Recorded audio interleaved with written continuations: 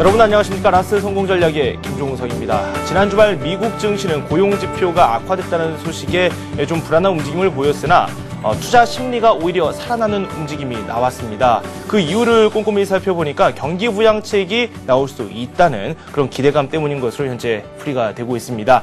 이 때문에 우리 증시도 장 초반에는 상승세가 나왔습니다. 하지만 차익 실현 매물이 나오면서 시장 상황 지금 한치 앞을 알 수 없는 그런 상황에 이르렀습니다. 코스피 낙폭이 좀 크게 나오고 있습니다. 0.4% 내리고 있는데 낙폭이 크다고 말씀드리는 이유는 장중에 0.5% 넘게 상승을 했기 때문입니다. 1887을 현재 기록하고 있고요. 코스닥은 0.08% 소폭 내림세를 보여주고 있습니다. 코스닥 같은 경우는 장중에 500선 위로 올라가는 모습을 보여주기도 했지만 이내 또 하락하는 모습으로 바뀌었습니다. 구체적으로 어떤 업종이 많이 오르고 많이 내렸나 한번 살펴보니까 건설업종이 좋은 흐름을 보여주고 있습니다. 증권업종도 상승세를 이어가다가 지금은 좀 약세를 보여주고 있고요. 상대적으로 지난주에 약세를 보였던 전자전기 업종이 현재는 다시 또 하락하고 있습니다. 구체적인 시장 상황 알아보기 전에 먼저 여러분께서 참여하실 수 있는 방법 소개를 좀 해드리도록 하겠습니다. 문자로 참여하실 수 있는데요. 013-3366-0110번으로 현재 보유하고 계시거나 매수를 한번 해보고 싶다 하는 종목이 있으면 문자로 남겨주시면 되겠습니다. 구체적인 시장 상황 한번 살펴보도록 하겠습니다. NH투자증권의 김영렬 연구원 연결되어 있습니다. 안녕하세요. 네, 안녕하십니까. 네, 코스피가 강세를 유지하는 듯 했는데 지금 상황을 살펴보니까 좀 역전이 됐거든요. 어떻습니까? 네, 우선 오후 들어서 상승폭이 크게 둔화되는 모습을 둔화되는 모습을 보이고 있습니다. 네. 이렇게 상승폭이 둔화되는 것은 여전히 1900선을 넘어선 이후 후발 매수세가 약화되면서 전반적인 어떤 주도주 부재의 영향이다라 볼 수가 있겠는데요. 결국 어떤 주도주를 찾기 어렵게 되면서 매수 집중도가 단기적으로 좀 분산되고 또 오전 중 이 IT 업종, 특히 반도체 관련 업종들에 대해서 부정적인 코멘트 등이 늘어나면서 전반적인 시장 센티먼트가 약화된 영향으로 볼 수가 있겠습니다. 또 지난주까지 주간 기준으로 약 6주 연속 상승을 보인 데 따른 어떤 기술적 부담이 영향을 미치면서 단기적인 어떤 차익 실현 욕구가 늘어난 것이 현재 낙폭이 확대되는 주요 요인으로 볼 수가 있겠습니다. 네. 일단 예전에 주가지수가 좀 낮았을 때는 공포를 사라 이런 말을 상당히 많이들 했습니다. 하지만 주가지수가 이렇게 좀 높은 상황에서 공포를 사야 할지 그 부분에 상당히 궁금증이 생기는데요. 어떻게 하는 게 나을까요? 네, 우선 단기적으로 조정폭이 크다라고 단정짓기도 어렵고 그동안 시장에 쉼없는 상승을 나타내었는데 이런 상승 과정에서의 논리가 어떤 기업의 이익과 경제 등과 같은 펀더멘탈 요인보다는 수급의 영향력이 컸었다는 점입니다. 결국 수급에 기인한 어떤 상승 그리고 주가의 형성 과정은 이에 또 합당한 단기적인 어떤 부작용을 경험할 가능성이 큰데 이런 과도한 쏠림 현상이 오늘 다소 좀 조정폭이 확대되는 어떤 부정적 영향을 나타낸다고 볼 수가 있겠고요. 결국 현재 시장에서 어떤 조정폭이 확대될 수 있는 어떤 우려가 시장에서는 잠재되어 있는 만큼 단기적으로 시장에서 발생될 수 있는 어떤 변동성을 대비하기 위한 리스크 관리를 병행하는 것이 단기적으로 좀 필요하지 않겠냐고 보여집니다. 네, 알겠습니다. 수급 상황 한번 살펴보도록 하겠습니다. 이런 상황에서도 외국인들은 꿋꿋하게 우리 시장 매수를 유지하고 있습니다. 하지만 매수폭은 많이 줄었는 듯한 모습이고요. 그동안 시장을 지탱했던 연기금 16거래일 만에 매도 물량이 나오고 있거든요. 수급 전망 말씀 한번 들어보도록 하고요. 환율 같은 경우 지난주에 상승 마감했습니다. 오늘은 또 다시 하락하고 있는데 환율 전망까지 한번 들어보도록 하죠. 네, 우선 그동안 글로벌 주식시장이 다소 좀 강세 마인드가 강화된 원인 중에 하나는 달러 약세의 원인을 둘 수가 있고 이를 바탕에 둔 어떤 글로벌 과잉 유동성이 주식시장에 공급되면서 나타나준 어떤 유동성 효과를 무시하기는 어려울 것 같습니다. 하지만 이런 달러 약세가 과도할 경우 이런 쏠림에 대한 부작용이 시장에서는 발생될 수가 있기 때문에 시장에서는 단기적으로 어떤 외국인의 어떤 매수세 약화에 의한 어떤 시장의 조정 압력을 대비할 필요가 있어 보이겠고요. 환율도 지금 1110원 수준까지 떨어지게 되면서 단기적으로 낙폭 과대에 따른 어떤 진정 과정이 그리고 반등을 모색하는 그런 과정 속에서 전반적인 어떤 외국인의 어떤 매수의 명분 자체가 조금 약화될 가능성 자체가 있다는 점입니다. 결국 그동안 1900선을 끌어왔었던 외국인의 매수의 강도가 약화된다는 것은 어떤 시장의 어떤 매수 이력 자체를 소진시킨다는 점을 감안을 할 때 우선 이번 주 전반적인 어떤 수급 여건은 조금 좀 변동성이 크고 불확실성이 좀 커질 수 있다는 점을 대비할 필요가 있겠고요. 또 이번 주에는 글로벌 기업들의 실적 발표가 집중적으로 몰려 있다는 점을 감안하면은 이런 변동 요인을 대비하기 위한 리스크 관리 전략이 단기적으로 필요하다고 볼 수가 있겠습니다. 네, 변동성을 고려해야 된다라는 말씀을 해주셨는데 지금 현재도 우리 시장에서 그런 모습 찾아볼 수가 있습니다. 외국인들의 매수폭이 점차 줄어들고 있고 지금 코스피 지수가 0.5% 내리고 있습니다. 투자 전략은 어떻게 세울까요? 네, 우선 시장의 레벨의 부담이 현재 좀 커져 있고 이 수준에서 어떤 차익 실현에 대한 어떤 자극할 수 있는 부정적인 그 변수 등이 등장할 경우 시장은 단기적으로 이런 변동성이 확대될 가능성이 있습니다. 특히 주도주가 부재한 가운데 이런 기술적인 부담이 작용한다라면은 매수 심리가 빠르게 냉각될 수도 있다라 보여지는데요. 결국은 단기 재료 보유주를 집중적으로 트레이딩 전략으로서의 대응을 하는 것이 필요할 것으로 보이고 오히려 또 지수의 조정 압력 자체가 작용할 경우에는 단기적으로 어떤 업종 스타일에 대한 접근보다는 저베타주를 활용하는 단기적인 해칭 전략이 필요할 것으로 보여집니다. 최근 한국가스공사라든지 한국전력 등과 같은 유틸리티 관련 종목들 그리고 통신주들 그리고 일부 게임 종목들의 경우는 시장에 좀 조정 압력이 강해질 때 오히려 주가에 대한 어떤 반발력이 강화되는 모습을 나타내 주었었던 만큼 전반적으로 조정 분위기가 강화될 경우에는 오히려 저베타주에 대한 관심을 높여나가면서 시장에서의 해칭 전략을 대비하는 것이 필요할 것으로 보여집니다. 네, 또 말씀 감사합니다. 지금까지 NH투자증권의 김영렬 연구원과 함께했습니다. 감사합니다. 감사합니다.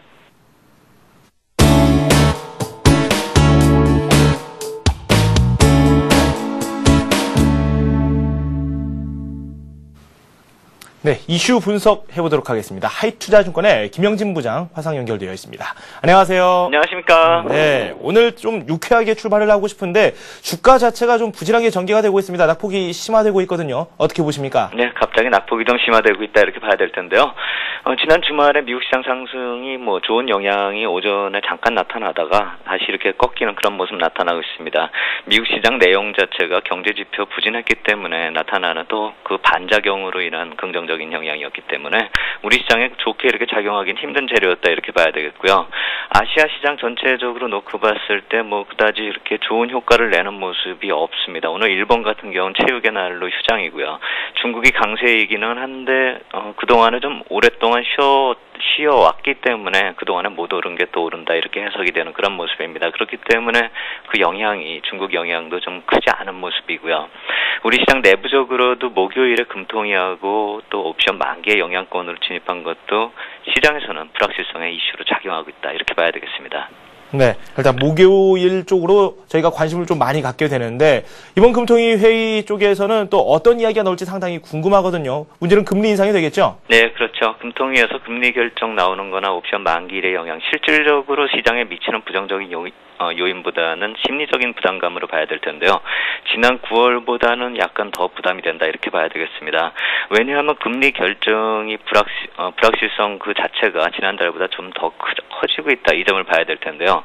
지난달에는 금리 결정이 거의 확실시 되던 상황이었기 때문에 비록 그 당일날 동결로 결정이 났어도 그 이전에는 전혀 문제가 없었죠. 이번 달에는 그 가능성에 대해서 지난달보다 더 크게 보기 힘든 그런 모습이고요. 물론 인상 가능성이 더 큰 것이 사실이지만 글로벌 금융시장 흐름에 영향을 받을 가능성이 지난 9월만큼이나 오히려 더 클 수도 있고요. 그렇기 때문에 외부 영향이 더 커졌다. 이 점이 불확실성을 또 만들고 있다 이렇게 봐야 되겠죠. 금융시장이 겉으로 보기에는 외부나 내부나 다 안정세를 유지하고 있는데 전체적으로 글로벌 시장 자체가 유동성 공급하는 그런 추세이기 때문에 또 환율 전쟁에 대해서 매일 거론되는 그런 상황에서 한국 혼자만 긴축을 하기는 좀 어렵겠죠. 또 아시아권 환율 절상 동향을 감안해도 쉽지 않은 문제다 이렇게 생각이 되고요. 물가와 같이 이제 직접적인 요인이 작용이 되고는 있는데 지난 9월에도 그러한 요인이 작용이 됐어도 해외 시장 흐름에 크게 영향을 받았다는 점에서 본다면 시장이 이번에도 확신이 없다. 오히려 9월이 더 확실했었다. 이렇게 말씀을 드릴 수가 있는 것이죠. 금리 인상을 하더라도 시장에 큰 영향이 있을 상황이 아닌데 주변 환경이 한국은행이 쉽게 결정을 하기 어렵다는 그것을 이미 시장도 인식을 하고 있다. 이것이죠. 오늘 한국의 외환 시장이나 주식 시장의 모습을 보면 약간 좀 엇갈리는 모습이 나타나고 있는데요. 환율은 하락을 하고 있지만 금리 인상 가능성에 더 무게를 둘 수가 없는 이유가 주식시장 쪽에서는 또 그동안에 금리 수혜주였던 금융주들의 움직임을 볼 때 동결 쪽을 또 생각해 볼 수도 있는 그런 흐름으로 좀 약간 좀 차이가 나고 좀 상반된 흐름이 나타나고 있는 거죠. 그렇기 때문에 때문에 어느 쪽을 쉽게 얘기하기 힘든 그런 상황이고 시장이 전체적으로 이런 답보 상태에서 눈치 보는 장세, 이런 장세가 나타나는 이유다 이렇게 말씀을 드리겠습니다. 네. 옵션 만기일 영향도 한번 분석을 해봐야 되겠죠. 지금 프로그램 쪽에서는 5거래일 연속 순매수가 꾸준히 유입이 되고 있습니다. 영향력 어느 정도가 될까요? 예, 투자 주체별로 포지션 움직임을 보면서 좀 생각해 볼 필요가 있다 이렇게 생각이 되는데요. 선물 쪽에서 외국인 투자자 포지션이 지난주 중반 이후부터 매수 포지션 대폭적으로 축소를 시키고 있습니다. 10월 초에 7,000계약 매수까지 늘려왔었는데요. 주말 기준으로 지난 주말요. 5,500계약 매도로 돌아섰고요. 근데 베이시스가 크게 축소되지 않고 있기 때문에 프로그램 매도는 아직 안 나오면서 직접적인 악영향은 나타나고 있지 않는데 이것도 또 심리적 영향이다 이렇게 봐야 되겠죠. 옵션 만기일이니까 옵션 포지션으로 한정해서 살펴보면은요. 콜옵션을 그동안에 매도한 금액이 외국인 쪽에서 700억이 넘고 오늘까지 매도가 나오고 있기 때문에 거의 800억 원 정도 됩니다. 풋옵션을 매수한 금액이 300억 원 정도 되고 오늘은 뭐 큰 변화가 없기 때문에 결국 콜옵션 매도와 풋옵션 매수가 겹친 그런 포지션이죠. 결국 선물 매도하고 마찬가지입니다. 포지션만으로 이렇게 놓고 본다면 8월에 한번 옵션 만기일 부근에서 상당히 좀 급락을 했었던 그런 모습이 나타났었는데 그 상황하고 아주 비슷하기 때문에 악영향을 예상할 만한 수치인데 하지만 주변 재료가 그 당시하고는 좀 정반대의 상황이죠. 그 당시에는 외국인 투자자가 글로벌 유동성 흐름이 불안해지면서 일시적으로 이머징 마켓 전체적으로 이탈하는 그런 추세였고요. 현재 시점에서는 그러한 추세는 아니다는 점에서 그렇기 때문에 이제 급한 하락을 키운다. 그때같이 8월처럼 뭐 급락이 나온다 이런 얘기보다는 현재 포지션을 감안했을 때 상승 탄력을 키울 매수 주체가 없는 상황이다 이렇게 볼 필요 있어 보입니다. 프로그램 순차익 잔고를 놓고 봐도 6월에 3조 원대 매도 잔고에서 지난 주말 보면은 2조 원 매수로 전환을 했습니다. 거의 뭐 5조 원 정도가 들어왔는데 단기적으로 봤을 때는 9월 선물 옵션 만기 이후에 1조 8천억 원이 들어왔습니다. 이 중에서 옵션하고 연계한 물량을 좀 따져보면 만기일까지 청산 가능한 물량을 한 6천억 원 정도로 추산을 하고 있습니다. 그렇다면 거래일수 한 4일 동안 나와야 되는데 오늘 벌써 프로그램 매수가 들어오고 있기 때문에 거래일수가 3일로 줄죠. 하루 평균 2천억 원 정도라고 한다면 절대 금액 크지는 않은데요. 만약 만기일까지 이게 나오지 않는다면 만기 당일에는 좀 매물 부담이 될 수도 있겠다 이렇게 말씀을 드리겠고요. 이미 이러한 사실들이 시장에서 인식하고 있기 때문에 약세 요인으로도 작용을 하고 있다 이렇게 봐야 되겠습니다. 네, 8월 옵션 만기 때 급락장과 상황은 조금 비슷하지만 외국인들의 매수 유무 그리고 또 외국인들의 기조 자체가 좀 다르다라는 평가를 내려주셨는데 그렇다면 앞으로 외국인들의 매수 기조 쭉 유지할 거라고 생각을 하십니까? 모든 정황을 놓고 봤을 때는 당연히 외국인 쪽에서 매수세가 유지된다 이렇게 봐야 되겠죠. 최소한 11월에 그 유동성 공급이 되기 전까지는 유지된다 이렇게 봐야 되겠죠. 네, 알겠습니다. 그렇다면 시장 대응이 좀 만만치 않아요. 앞에서 말씀 듣다 보니까 고려해야 될 부분도 상당히 많고요. 투자 전략 어떻게 세우는 게 좋을까요? 예, 적극적인 접근은 좀 쉽지 않다 이렇게 말씀을 드려야 되겠죠. 주봉상으로 본다면 볼린저 밴드 상단이 1903포인트입니다. 최근에 여기만 가면 밀리고 있는 그런 모습 보이고 있거든요.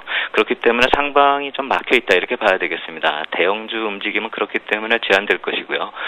업종하고 종목 간의 순환매가 좀 빠르게 진행된다 이렇게 봐야 되겠습니다.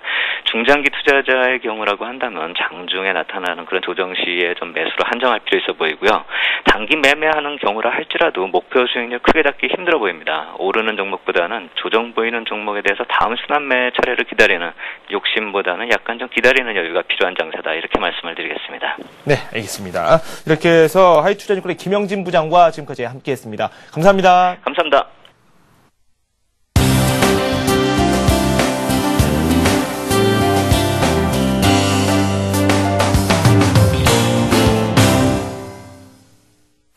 수급 상황도 체크를 해보도록 하겠습니다. 동양종금증권의 최일총 팀장 연결되어 있습니다. 안녕하세요. 네, 안녕하십니까. 네, 외국인들의 매수 기조가 좀 약화가 됐는데 개인들이 좀 많이 사주고 있습니다. 기관과 팽팽히 맞서고 있는데요. 현 수급 상황은 어떻습니까? 네, 그렇습니다. 오늘 우리 증시는 미국의 상승세에 힘입어서 우호적인 분위기가 나타나면서 전강후약의 지금 흐름을 보이고 있습니다.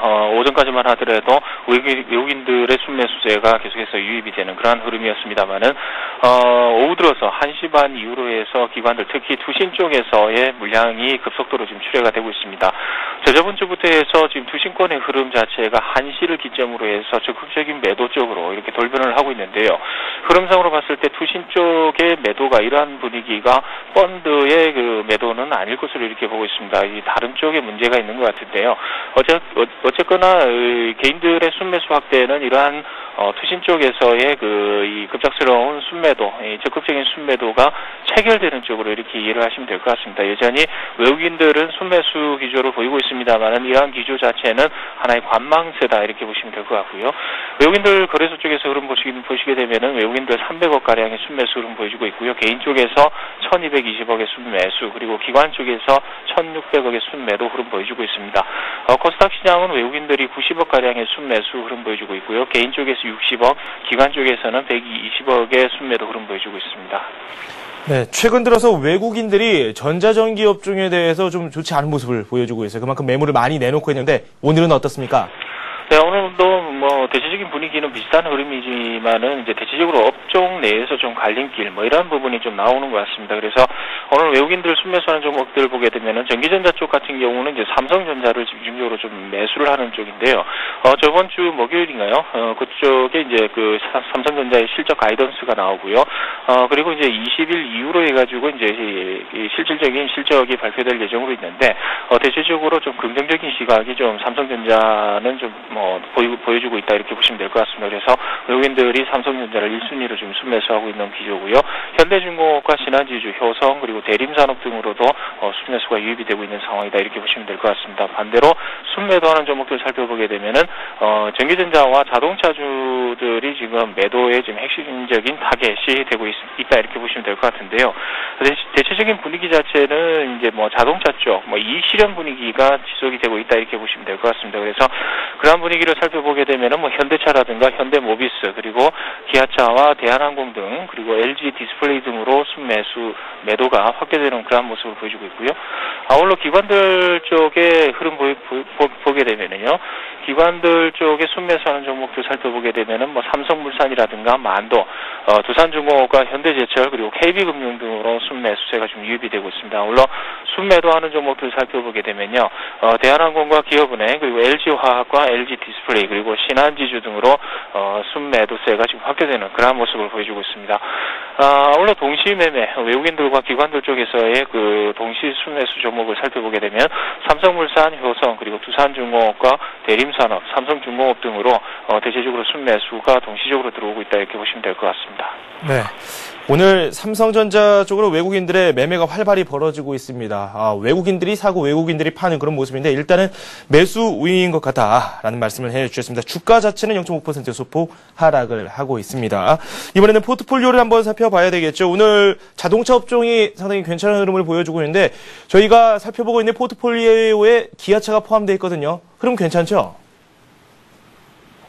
네, 지금 전화 연결이 잠깐 좀 불안정하게 진행이 되고 있는 것 같습니다.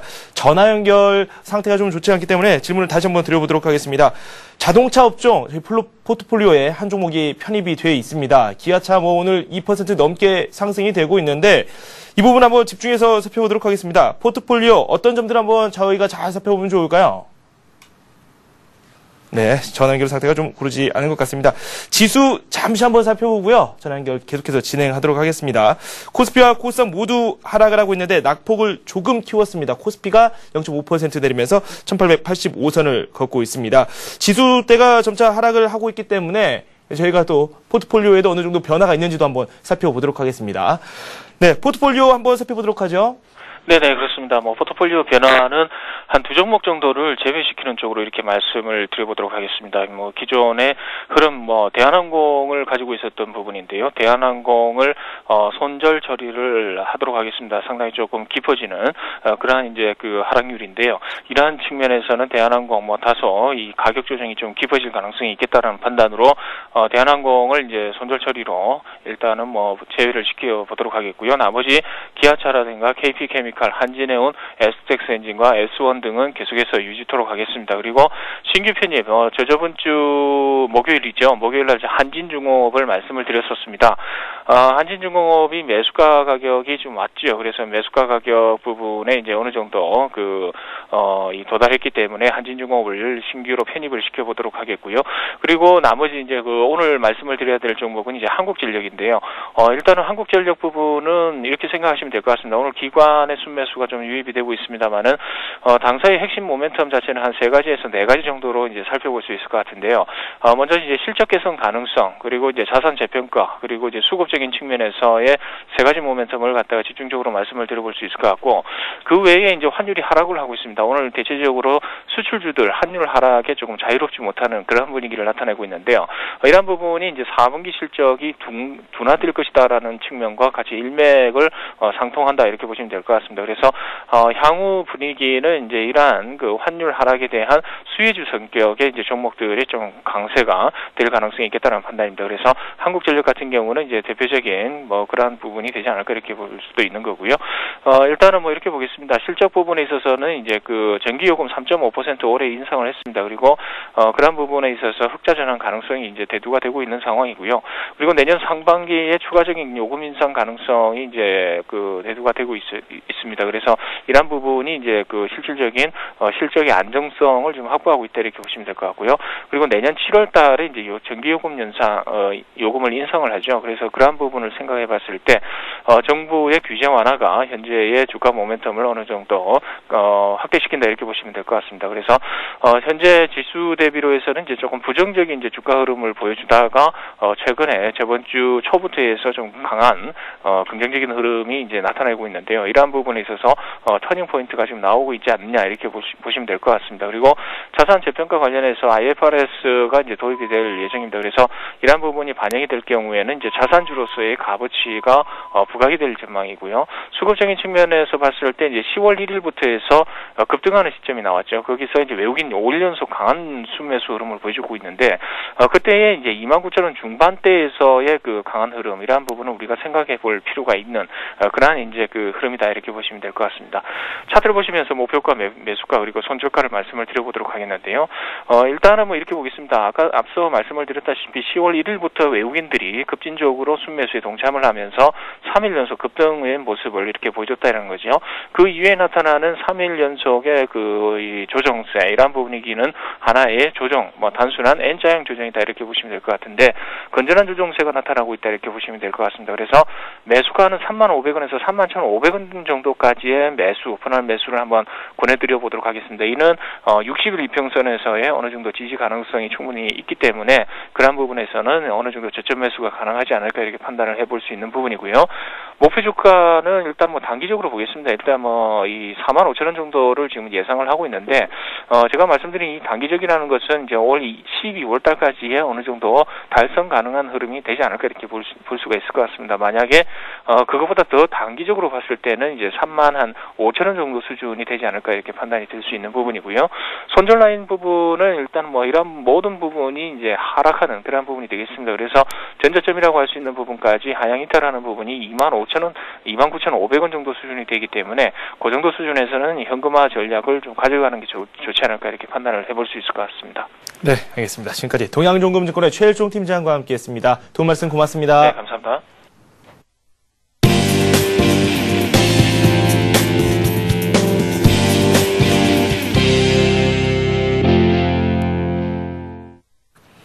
네, 잠시 뒤 스피드 종목 상담이 이어집니다. 여러분께서 직접 참여하실 수 있는 코너입니다. 013-3366-0110번으로 문자 남겨주시면 되겠습니다. 이번에는 급등주 한번 살펴보도록 하겠습니다. 백룡승천님 연결되어 있습니다. 안녕하세요. 안녕하십니까? 네, 지난주 금요일에 저희가 두산중공업을 살펴봤었는데 오늘 좀 상승세가 나오고 있습니다. 두산중공업 오늘 다시 한번 말씀을 해주신다고요? 네, 오늘 다시 한번 언급을 해드려야 될 시점인 거로 판단해서요, 오늘 말씀을 드리게 됐습니다. 특히 시초가를 갭상승한 이후에, 박스권 고점을 돌파를 위한 시도를 하다가, 오늘 지수가 좀 밀리면서, 눌리는 그러한 모습이 나오고 있는데요. 조만간 박스권 돌파가 일어나는 그런 흐름이 기대된다는 점에서, 주목을 해야 되지 않나 생각되고요. 모회사인 두산은 이미 박스권 돌파한 이후에 30% 가까운 상승을 했다는 점에서, 두산중공업도 9만 원대 박스권 고점 부근, 9만 원 2, 3천 원이 되겠죠. 그러한 부분을 넘어가면 매물이 없는 그런 구간으로 진입할 것으로 예상되고 있는데요. 남아공 원전의 210조 원 한국 수주 가능성이 대두가 되고 있고요. 또한 연내 발주 예정인 터키 원전의 협상에 착수하면서 원자력 관련주들에 대한 관심이 높아지고 있다고 말씀드릴 수 있겠고요. 올해 수주 대박이 났고요. 내년에도 이러한 수주가 계속 이어질 가능성이 높기 때문에 동사의 주가의 레벨업이 시행되는 그러한 시점으로 볼 수가 있겠습니다. 다만 주가가 갭상승한 자리를 지켜내야 이런 강세 흐름을 이어갈 거로 보기 때문에 오늘 시초가 부근을 지켜주는 흐름이 중요하다고 볼 수 있고요. 특히 오늘 지수가 좀 밀리면서 그동안 많이 올랐던 종목들이 다소 조정에 진입하는 모습을 보임에 따라서 시초가 부근의 지지를 중요하게 보셔야 된다는 말씀을 드릴 수 있겠습니다. 차트상으로 보신다면 현재 박스권 고점이 현재 92,000원에서 직전에 97,000원 정도까지 형성이 됐었는데요. 현재 그 구간에 도전하는 흐름이 나오고 있고요. 오늘 9만원 부근에서 다시 밀리는 모습이 나오면서 9만원 부근에서는 아주 강한 매물대가 있다고 판단된다는 말씀을 드릴 수 있겠고요. 현재 구간은 시초가 부근인 87,200원 정도가 되겠죠. 이런 부분을 지켜낸다면 강세 흐름을 이어갈 것으로 예상되고 있기 때문에 분할 매수 전략으로 대응하실 것을 말씀을 드리겠습니다. 지금 매수가 손절가 사이에 딱 놓여 있습니다. 그만큼 진폭이 작은데 어떻게 하는 게 좋을까요? 예, 현재 87,000원 부근을 저는 강한 지지 라인으로 갭을 뜬 자리가 강한 지지로 볼 거로 예상된다는 말씀을 드렸는데요. 중기로 본다면은 현재 구간에서 조금 밀리더라도 최근에 85,600원의 블록딜이 있었죠. 그러한 부분을 깨지 않을 거로 보기 때문에요. 크게 밀릴 가능성보다는 상승의 무게를 두고 접근하신 전략이 좋겠고, 다만 단기적으로는 갭을 띄운 자리 87,000원의 지지가 돼야 단기 급등이 가능하다는 점에서 단기적으로 접근하시는 분들은 참조하시기 바랍니다. 조금 민감하게 대응을 할 필요성이 있다, 이런 뜻이죠? 예, 그렇습니다. 지금 네. 갭을 띄웠다는 것은 그만큼 매수가 강하게 유입이 된 건데요. 다만 최근에 대량 거래가 좀 블록딜로 일어났기 때문에 상승 흐름이 나오면 큰 흐름이 나올 수 있다고 보고 말씀을 드렸고요. 물론 장기적으로 본다면 회사의 수익성이 계속 좋아지는 상황으로 판단되기 때문에 크게 무리가 없는 공략 자리라고 말씀을 드리겠습니다. 네, 알겠습니다. 두산중공업 살펴봤습니다. 백룡승천님과 함께했습니다. 감사합니다. 감사합니다.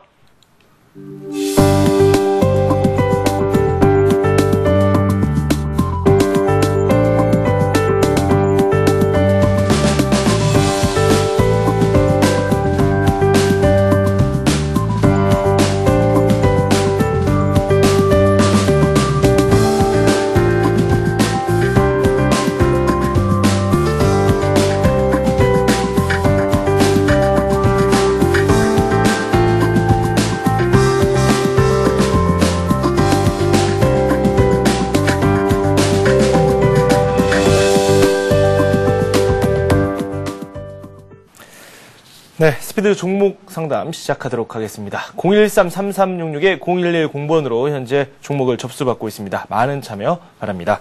오늘 저와 함께 해주실 분들 소개를 좀 해드리도록 하겠습니다. 메리츠증권 동소문지점의 신종익 과장, 그리고 HMBS의 김도영 팀장과 함께하도록 하겠습니다. 안녕하세요. 안녕하십니까.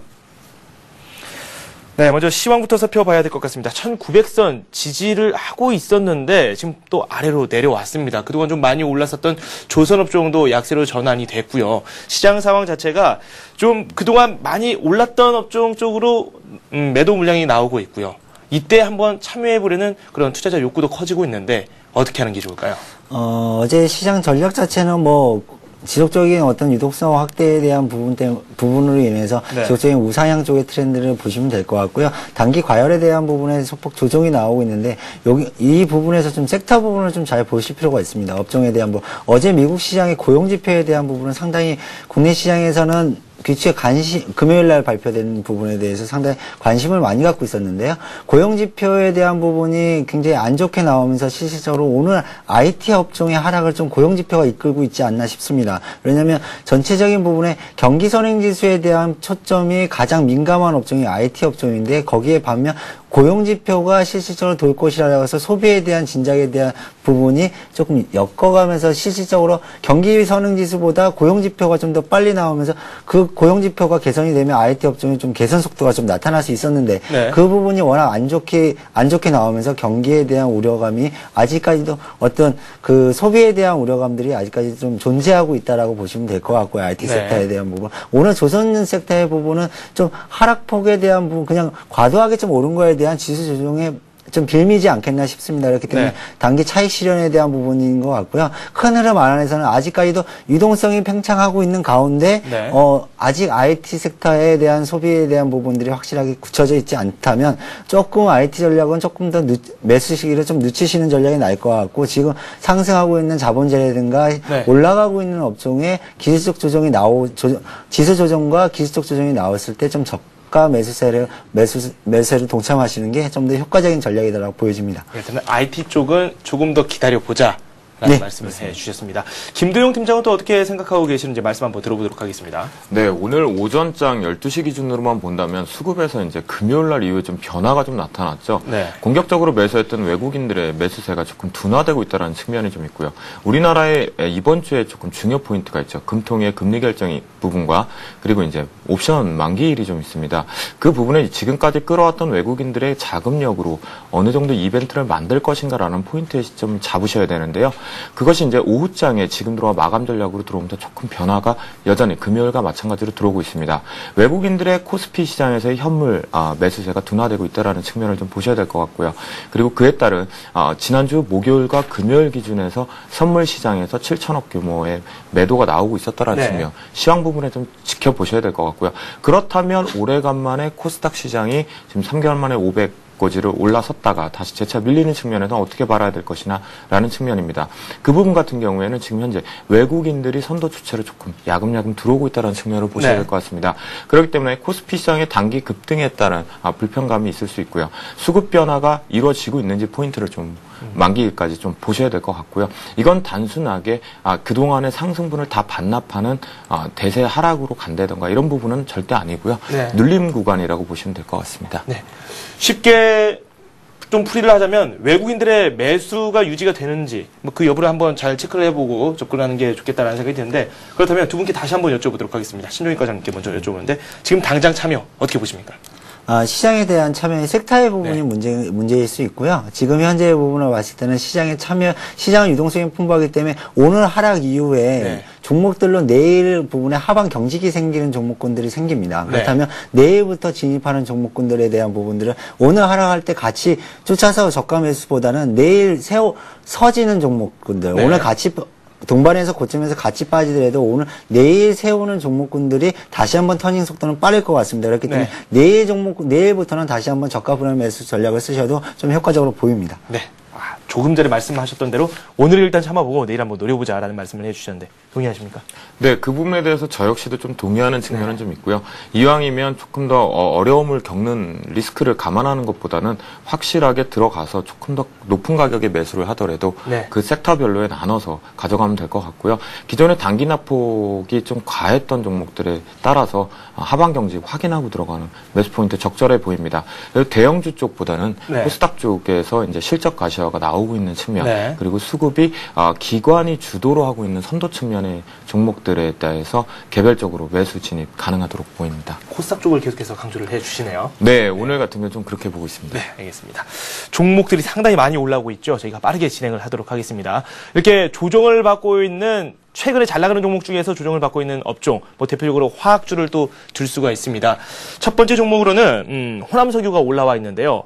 이분께서는 좀 조정을 겪고 있지만 오히려 수익이 좀 많이 나온 상태이기 때문에 걱정이 덜 하실 것 같아요. 아닌가요? 반대로 좀 생각을 해야 될까요? 수익이 줄어들면 그만큼 또 애가 탈 수도 있겠죠. 98,000원에 매수를 하셨고 비중 10% 보유하고 계십니다. 호남석유 한번 살펴보도록 하죠. 네, 일단 축하드린다라고 말씀을 드리겠고요. 98,000원에 사셨기 때문에 굉장히 인내하는 시기와 주가 흐름이 굉장히 선도주 역할을 하면서 올라갔기 때문에 어떤 큰 부분의 우려는 없으셨을 것 같습니다. 근데 일단 지금 현재의 주도주 영역이 이 종목군들 호남석유가 꺾일 것이냐라는 부분에 좀 초점을 맞춰야 될 것 같은데요. 일단은 계절적 비수기로 들어갑니다. 4분기에 들어가면서 이제 계절적 비수기로 들어가기 시작하는데 4분기에는 약간의 실적이 둔화가 예상이 됩니다. 그렇기 때문에 조금 단기적인 트레이딩 관점이 놓여져 있겠지만 큰 흐름 안에서는 2011년, 2012년 성장 속도는 유효하다라고 보시면 될 것 같고요. 98,000원에 대한 부분이 있으셨기 때문에 비중도 10%밖에 안 가지고 계시기 때문에 좀 중기적으로 아직까지는 끌고 갈 사항은 남았다라고 보여집니다. 그렇기 때문에 전체적인 흐름 안에서는 우상향 패턴을 이어갈 것이다라고 보여집니다. 근데 일단 포인트를 하나 차트 흐름을 좀 보면서 말씀을 드릴 텐데요. 아직까지는 외국인 흐름의 그 큰 흐름 안에서는 외국인 매수 기조가 유효하다라고 보시면 될 것 같고요. 지금 이 종목군데 오늘 22선을 좀 테스트하는 과정인데 일봉상으로 봤을 때 단기적으로 워낙 98,000원대부터 끌고 오셨던 종목이기 때문에 10% 비중도 10%밖에 안 되니까 일봉을 보고 대처하지 마시고요. 주봉을 좀 보고 대처하도록 하겠습니다. 지금 주봉을 보시면 10주선을 지금 192,000원 정도의 선이 놓여져 있는데요. 꾸준하게 한 번도 주봉으로서 종가상으로 주중에 이탈해 본 적이 없는 주식입니다. 그렇기 때문에 이 주봉상의 10주선에 대한 이탈은 좀 의미 있을 수 있습니다. 그렇기 때문에 주봉상 10주선 192,000원이 붕괴됐을 때 어떤 대응을 해보자. 그렇기 때문에 주 후반에 들어갈수록 192,000원의 지지 여부가 좀 중요하다라고 보여지고요. 차트 흐름을 쭉 보지 않으셔도 그냥 22선 지지하다가 주가 수준이 좀 빨라지기 시작하면서 계속 12선을 타고 왔거든요. 네. 그렇기 때문에 계절적 비수기에 들어가면서 12선을 지켜낼 수 있느냐 부분이 상당히 포인트일 것 같습니다. 차트 흐름상으로 봤을 때는. 그렇기 때문에 단기적으로는 흐름의 고점보다는 10주선에 대한 지지 여부를 좀 테스트하고 그 10주선 이하의 부분이 좀 이탈했을 경우에 좀 매도 전략을 쓰시는 게 전량을 매도하는 네, 10%밖에 안 갖고 계시기 때문에 좀 탄력적으로 움직이시는 게 좋을 것 같고요. 거기에 대한 부분에 10주선이 이탈하면 2011년, 12년 이후에 다시 한번 20주선 근처에서는 한번 접근해 보셔도 좀 더 효과적인 전략으로 사용하실 수 있으실 것 같습니다. 네, 알겠습니다. 보험주들이 금리 인상 이벤트를 놓고 지금 좀 눈치를 보고 있습니다. 두 번째 종목으로는 보험주를 한번 골라봤습니다. 대한생명을 매수하셨는데 8,700원에 매수하셨고요. 40%를 보유하고 계십니다. 주가와 살펴봤을 때에는 좀 손실이 있으신 편이긴 한데 지금 주가 흐름 자체가 횡보장세거든요. 네네, 맞습니다. 지금 대한생명 먼저 저희가 살펴보겠는데요. 대한생명의 원천적인 체질이 뭔지 잘 알고 계실 겁니다. 하나그룹의 계열사이고 생보 쪽에 강점이 좀 있는 측면이죠. 그 부분에서 우리나라 최초로 설립된 생명보험사라고 보시면 될 것 같습니다. 최근 들어서 상장되는 상황 속에서 삼성 이후에 이슈를 좀 시장 속에서 주목을 받았던 측면이 좀 있는데요. 그 부분이 지금 현재는 수급상의 변화 조짐이 이제 와서 발생이 되고 있다는 측면이죠. 상장 이후에 여전히 수급 자체가 부실하고 있었고 선도 주체의 부실 속에서 부각되지 못하고 있는 시점, 그리고 금리 인상 부분이 또 한 차례 정도 있을 것이라는 예상 기대감을 좀 가지고 있는 측면 속에서 지금 현재 차트상 그리고 수급상에서 모든 변화 조짐이 좀 있는데요. 그 부분 차트를 보면서 말씀드리도록 하겠습니다.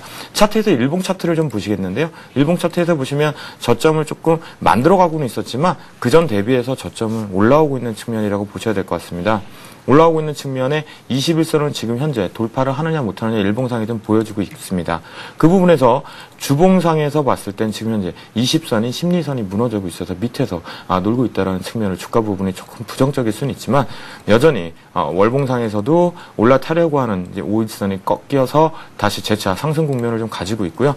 그 부분에서 제가 투자자별 종목별 투자 쪽을 보시면 지금 현재 순매수 부분에서 대한생명 같은 경우 수급 부분에 외국인이 또다시 재차 조금 들어오고 있는 측면이 이틀 정도 가지고 과연 의미가 있는 수급 선도 조치가 있겠냐고 하시겠지만 개인들의 이런 공격적인 매수세 이후에 외국인들의 손바뀜가 있고 기관 쪽에서 조금 변화 조짐이 있다라는 측면 보셔야 되기 때문에 매수했던 가격만큼은 갈 수 있다라는 부분이고요.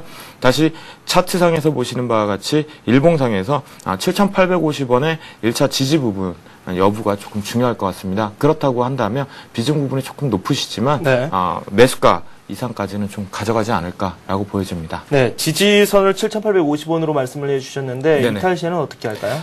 이탈 부분에서는 최종으로 보셔야 될 게 최근 들어서의 저점 부분입니다. 네. 아까 보여드렸던 7,590원 부분인데요. 지금 바로 이 자리라고 보시면 될 것 같습니다. 이 자리 부분에서 과연 지지를 할 수 있느냐 네. 없느냐는 부분이고요. 이 부분을 말씀드리기 위해서 수급적인 측면을 말씀을 드렸던 부분입니다. 네, 그렇다면 이탈을 하게 되면 일정 부분을 정리를 할까요? 아니면 전량 매도를 할까요? 그러실 경우에는 이제 7,850원 지지 여부가 당적인 네. 그 수급 부분이니까요. 20% 정도의 이탈할 경우에 손절 라인을 잡으시고요. 네. 최종 말씀드렸던 7,590원 부근에서 20% 정도의 추가 매수를 통해서 네. 평단가 낮추기 전략을 한 다음에 금리 인상 부분 그리고 연말에 수급 양호 부분을 파악하시면서 빠져나오는 전략 유효해 보도록 보입니다. 네, 지금 말씀하신 20%라는 거는 지금 현재 보유하고 계시는 물량의 절반을 말씀하시는 네, 거죠? 그렇습니다. 네, 알겠습니다. 대한생명 저희가 살펴봤습니다. 이번에는 매수 문의를 해주셨습니다. 3327님께서 올려주셨는데요. SK네트워크스 매수를 한번 해보고 싶으신데 매수 시점 언제로 가져가면 좋을까요? 이렇게 문자를 남겨주셨네요. SK네트워크스의 최근 상승세가 무서웠는데 지난 금요일 쉬었고 오늘 또 쉬고 있네요. 네, 그 SK네트워크스 제가 이 시간을 통해서 한 2번 정도 상담을 해드린 것 같은데요. 10,000원대 근처용은 좀 사고 12,000원의 박스권 전략을 좀 사용해보자 네. 라고 말씀을 드렸는데 지금 현재 요 최근에 기관 수급이 조금 공격적으로 들어오면서 좀 급하게 오르는 모습인데, 이 부분은 좀 이렇게 보셔야 될 것 같습니다. 아직까지는 좀 불확실성이 좀 많이 남은 회사다. 그렇지만, 한섬 인수라든가, 향후에 대한 가지고 있는 현금 가지고 투자 비중을 잡았을 경우 M&A를 통해서 2015년까지의 비전을 세운 상태입니다. 올 초에. 그렇기 때문에 그 전략에 대한 부분을 본다면, 향후의 성장성 턴어라운드에 대한 기대감은 주가 수준에 계속 놓여 있다라고 말씀을 드리겠습니다. 그렇기 때문에 매수를 하시되 단기 급등에 대한 부분, 12,000원에 대한 부분이 있기 때문에 기술적인 모습을 좀 보도록 하겠습니다. 12,000원, 일봉상 12,000원 수준에 꽉 차 있다가 지금 그 안에서 눌림목을 지금 주고 있는 양상인 것 같습니다. 그렇다면 네. 기관 수급과 외국인 수급 앞에서 보셨듯이 제가 외국인은 그때도 꾸준하게 매수하는 기조에 놓여져 있고 기관 수급에 도는 터닝 포인트가 문제다. 이 보라색 선에 대한 터닝 포인트가 문제다라고 말씀을 드렸는데 기관 수급이 돌았으면서 전체적인 연기금이라든가 장기에 대한 모멘텀을 갖고 있는 수급 주체들이 좀 매수의 기조로 진입을 하기 시작을 했습니다. 그렇다면 주가 수준은 오늘 5일선에 육박했을 때 내일 아까도 말씀드렸듯이 전략적으로 5일선에 매도가 공격적으로 5일선을 이탈하는 모습이 안 나오고 수급성이 네. 양호하다면 거기에서 접근해 보시는 것도 굉장히 유효해 보이고요. 가장 이상적인 거는 11선 근처에 11,300원 수준 정도에 진입을 해 보시는 게 가장 효과적으로 보입니다. 그렇기 때문에 매수 기저 유효하고요. 실질적으로 지금 현재 12,000원대에 대세 박스권이 돌파가 된다면 그 성장 비전에 대해서 수급 주체가 더 강화된다면 일단 1차 목표가 14,000원까지는 무리 없이 상승 가능성이 있다라고 보여집니다. 그렇기 때문에 긍정적인 시각으로 좀 저가 분할 주식이 밀릴 때 조금 더 저가 분할 매수해보자라고 말씀을 드리도록 하겠습니다. 네. 바로 이어서 동일 방식 살펴보도록 하겠습니다. 6만 원에 매수하시고 20%를 보유하고 계신다고 합니다. 한번 크게 흔들렸던 그런 기억이 있습니다. 한 2주 전쯤으로 확인이 되고 있는데요. 최근 들어서 또 박스권 흐름이거든요. 네, 맞습니다. 그쪽에 보시면 지금 방금 아나운서께서 말씀하신 부분에서 최근에 흔들렸던 측면은 이제 네. 자산재 평가에 대한 뉴스 호재 때문에 이제 뉴스가 소멸되는 측면에서 좀 단기 낙폭을 좀 키웠던 부분 같은데요. 네. 제가 먼저 투자자분께 여쭈고 싶은 것은 수많은 종목들 중에 왜 이렇게 거래량이 없는 종목에 대한 어떠한 믿음 속에서 매수 진입을 하셨는지 좀 궁금한 부분이고요. 네. 매수했던 가격도 또 조금 추격해서 들어갔던 측면이 아니었을까라는 부분입니다. 직전 고점을 돌파하고 나서 조금 흐르고 있는 모습인데요. 일단 거래량이 너무 없다라는 측면, 그리고 원천적인 체질 자체가 섬유 의복 쪽이라고 지금 현재 제가 파악이 되었는데요. 그 부분으로 저희가 이제 기술적으로 차트를 보면서 말씀을 드리도록 하겠습니다. 차트 보고 있습니다. 여러분들이 아셔야 될 게 2610이라고 제가 가끔 말씀을 드리죠. 120선 자체가 최종 수급선이라고 보시면 되는데요. 그 부분에서 현재는 아름답게도 그나마 지지를 하고 있다는 측면 보시면 될 것 같습니다. 그 부분에서 20선의 심리선을 지금 돌파 여부를 좀 일봉상에서 보여주고 있는 측면이고요.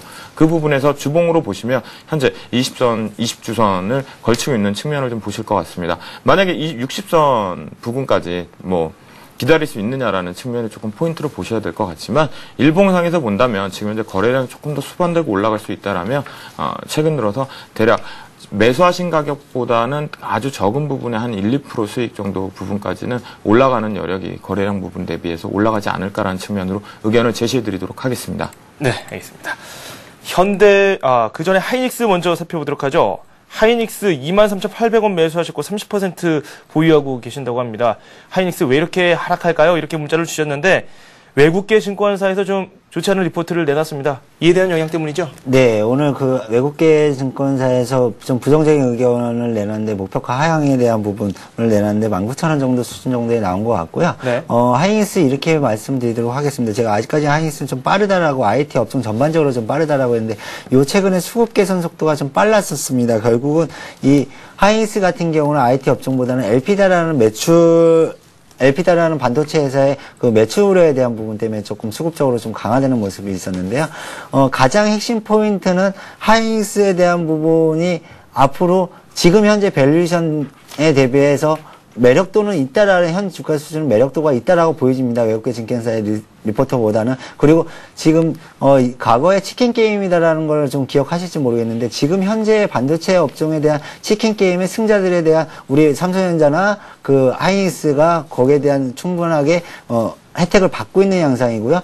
반도체 가격의 이번에 하락으로 인해서 경쟁업체들이 다시 이런 엘피다 같은 현상들이 매출에 대한 부분들이 조금 더 일어날 수도 있습니다. 대만 업체. 이번에 만약에 반도체 가격이 지금 4분기로 갈수록 더 하락할 것이라는 전망치가 많은데요. 그렇다면 경쟁업체들이 이번에 많이 도태될 가능성이 높습니다. 그렇다면 현 주가 수준의 밸류에이션의 큰 실적의 사과태에 밀리지만 않는다면 2만 원대에 안착하고 거기에 대한 다시 반도체 가격으로 인해서 경쟁업체들이 좀 더 사라지기 시작한다면 하이닉스가 내년에 또 1, 4분기, 2, 4분기 턴어라운드에 대한 부분을 얘기를 하고 있는 부분들이 초점이 많거든요. 그렇다면 거기에 대해서는 좀 더 긍정적으로 효과가 발휘될 수 있습니다. 그렇기 때문에 주가 지금 23,800원을 사셨는데 주가 수준 정도에 놓고 보신다면 그냥 믿음이 있지 그냥 차트 흐름 안 보고 말씀드리겠습니다. 믿음이 있으시면 지금 현재 수준으로는 내년에 가서는 긍정적인 모습을 분명히 보여줄 겁니다. 그렇기 때문에 오늘 외국계 리포트에 의해서 좀 내동매매하지 말자라고 말씀을 드리고 싶고요. 그 대신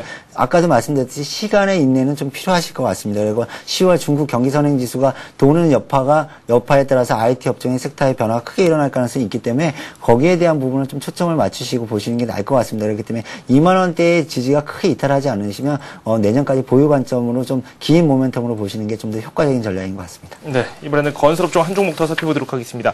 현대건설 오늘 장중에 2% 넘게 상승을 하기도 했는데 지금 1% 하락하고 있습니다. 매수하신 분께서는 6만 원에 매수를 하셨고 비중 10% 보유하고 계시는데 오늘 매도를 할까 말까 이 부분에 상당히 궁금증이 많으신 것 같습니다. 어떻게 보십니까? 네, 아무래도 일단 매수가 비중 대비해 본다면 적절한 타이밍이었다고 말씀드리고 먼저 축하드린다는 말씀 좀 드리도록 하겠습니다. 오래간만에 요즘 들어서 시장이 뉴스가 됐던 부분이죠. 현대건설 과연 누가 가져갈 것이냐, 누가 주인이 될 것이냐는 측면이었습니다.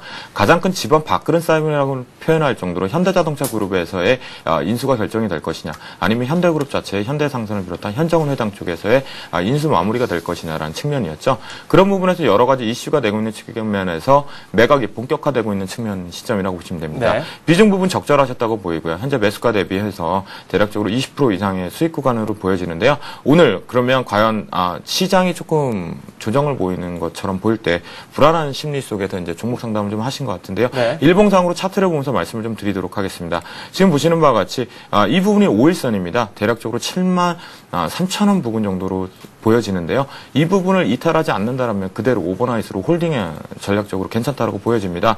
그러면 목표가는 대략적으로 9월 27일 날 발생되었던 76,500원 부근으로 보셔야 되는데요. 이 부분을 일단은 돌파하는지 여부를 좀 확인을 해야 될 것 같습니다. 왜냐하면 똑같이 밑꼬리를 달고 나서 내려왔던 측면이 있기 때문에 아무래도 지금 궁금해하시는 상담 투자자분처럼 그런 부분들이 많이 있으실 수 있기 때문에 직전 고점 돌파 여부를 좀 공격적으로 한번 보시는 포인트를 한번 보셔야 될 것 같고요. 마지막으로 왜 거기까지 가도 되느냐 하면 주봉상에서 보시면 5일선 자체에 72,600원 부분까지 지지 여부가 있기 때문에 넉넉히 보시고 조금 더 랠리를 즐기시는 측면 괜찮아 보입니다. 네, 알겠습니다. 이번에는 신종익 과정의 관심 종목 살펴보도록 하겠습니다. 네, 오늘 코스닥 종목을 좀 하나 오랜만에 들고 나왔는데요. 제가 그 성곽밴드 이후에 코스닥 종목을 잘 안 들고 나왔는데 오늘은 BHI라는 종목을 좀 말씀을 드리도록 하겠습니다. 시장의 거래소에 대한 부분들이 조금 한계성을 느끼면서 지수에 대한 부담을 느끼고 있기 때문에 코스닥 시장에 대한 부분도 투자자는 조금 비중을 늘리실 필요가 있다라는 부분을 좀 말씀을 드리고요. 일단 CG를 보면서 말씀드릴 때 발전 기자재 업체들이라고 보시면 될 것 같은데요. 플랜트와 원자력 이런 그런 부분의 발전 기자재를 만드는 회사인데 수주가 굉장히 어려웠다가 이제 수주의 본격화 부분들이 좀 재개 가능성들이 10월부터 좀 재개 가능성이 보이고 있고요. 전체적인 큰 흐름 안에서 플랜트 수주가 올해 그 상반기에 걸쳐서 하반기로 들어와서 굉장히 폭증하고 있는 모습이고 네. 현대건설이나 뭐 지금 대형 메이저사들을 보면 실제로 올해 목표치를 다 채워넣어서 넘기는 상태입니다. 그렇다면 보통 플랜트에 대한 발주가 오면 6개월 이후에 기자재 업체들한테 그 수주 물량이 수주가 나오게 돼 있습니다. 그렇기 때문에 지금 현재 시는 올 10월 정도부터는 그런 혜택을 좀 받을 수 있겠다라고 말씀을 드리고요. BHI 같은 경우 프랑스 하몬그룹하고 합작 설립을 하면서 오일가스 보일러 그룹과 여러 가지 기술에 대한 부분을 좀 습득을 했습니다. 투자 합작으로 인해서. 그렇기 때문에 기술력에 대한 부분들이 굉장히 좋아진 모습들이 좀 보이고 있고요. 거기에 10월 이후 수주 회복으로 4분기 실적이 좀 증가세를 좀 보일 것이다라고 말씀드리겠습니다. 일단은 오늘 차트 흐름을 좀 보면 말씀드리겠는데 아까 네. 제가 지수가 좀 급락하면서 제가 28,000원 매수가를 좀 제시해드리고 있는데 그 밑으로 좀 떨어졌다가 다시 올라오는 모습을 보이고 있는데요. 네. 큰 흐름 안에서는 지금 28,000원 정도 수준의 매수가를 말씀을 드리고 있고요. 거기에 분할 매수 하신다면 11선 라인 27,000원 선 근처까지도 좀 분할 매수 해보시는 전략이 좀 더 효과적으로 보입니다. 그렇기 때문에 주가 수준에 대한 부분에 그리고 수급적인 부분도 최근에 외국인의 매수가 계속 이어졌다가 기관 매수가 좀 공격적으로 들어오고 있는 모습이기 때문에 네. 수급도 굉장히 양호하다라고 말씀을 드리겠고요. 거기에 목표가는 단기적으로 31,000원을 일단 말씀을 드리는데요. 1차 목표가 31,000원 말씀드리고 2차 조금 더 진행을 한다면 중장기적으로 35,000원 수준 정도까지는 무리 없다라는 말씀을 드리겠습니다. 그리고 손절에 대한 부분은 지금 21선 라인이 놓여져 있고 앞에 박스권 상단이었던 26,000원 선이 이탈을 하게 되면 일단은 손절에 대응을 하시는 게 좀 더 효과적인 전략이라고 말씀드리겠습니다. 네, 알겠습니다. 이번에는 김도용 팀장의 관심 종목 살펴보도록 하겠습니다. 코스닥 종목이네요. 네, 저 역시 오늘 시초에 말씀드린 것처럼 코스닥에 조금 더 집중을 하자는 측면으로 가져와 봤습니다. 제가 여러분께 소개해드릴 종목은 바로 아토인데요. 아토 부분에 지금 보시는 바와 같이 반도체용 플라즈마 화학 전공정 업체라고 보시면 됩니다. 최근 들어서 여러분들 그런 부분을 삼성전자가 설비 투자에 공격적으로 하겠다라는 측면에서 과연 전공정의 승리일 것이냐 후공정의 승리일 것이냐라고 했었죠. 그 부분의 1차 판정승은 전공정 종목들에 대한 판정승이었습니다. 그 뒤로 후공정이 좀 같이 동반해서 한 발 늦게 좀 시작했던 측면이 있었는데요. 그 부분에 전공정 기업 자체를 좀 가지고 와봤고요. 최근 들어서 지금 차트를 보시면 말씀을 드릴 건데 그 부분만 저희가 보고 나서 차트 부분에서 먼저 보여드리겠습니다. 차트 부분에서 보시는 바와 같이 저희가 좀 사용하는 부분인데요. 220선에서 일봉상을 좀 사용을 하고 있습니다. 현재 이 정도의 유격이 있고 이 부분에 유격이 좀 있습니다. 그 부분에서 넉넉 잡고 있기 때문에 이 부분에서 말씀을 드릴 수가 있고요. 지금 현재 20선에서 그대로 안착을 하고 돌파 이후에 안착을 해서 재차 지금 현재 눌린 부분이 있었고요. 오늘 시초 이후에 조금 상승분을 반납을 하고 있지만 7,100원 매수가 적절하다라는 측면으로 보여드릴 수 있습니다. 주봉상으로 보시는 바와 같이 지금 현재 딱 20주선에 걸쳐서 과연 위로 갈 것이냐 말 것이냐라는 측면 부분에서 변곡점이 있지만 수급이 지금 보시는 바와 같이 양호하다라는 측면을 보실 수 있습니다. 수급 부분에 보시면 개인들과 외국인과의 기관 간의 손바뀜이 오늘 금요일 날 부분이 아니었더라 4일 날 경우에도 나타나고 있다는 측면 보시면 될 것 같습니다. 네. 그렇기 때문에 목표가 8,700원 제시해드리고요. 손절가는 220선이었던 6,000원 제시해드리도록 하겠습니다. 네, 코스피, 코스닥이 모두 나란히 약세를 보이고 있지만 좋은 흐름을 보여주고 있는 아토의 모습이었습니다. 일단 매수 의견을 제시를 해주셨습니다. 이렇게 해서 메리츠증권 동소문증의 신종익과장 그리고 HNBS의 김도용 팀장과 함께했습니다. 감사합니다. 네, 감사합니다. 네, 동시호가를 맞이했습니다. 코스피가 0.3% 내리면서 동시호가 맞이했습니다. 저는 잠시 후 2부에서 다시 찾아뵙겠습니다. 여러분 고맙습니다.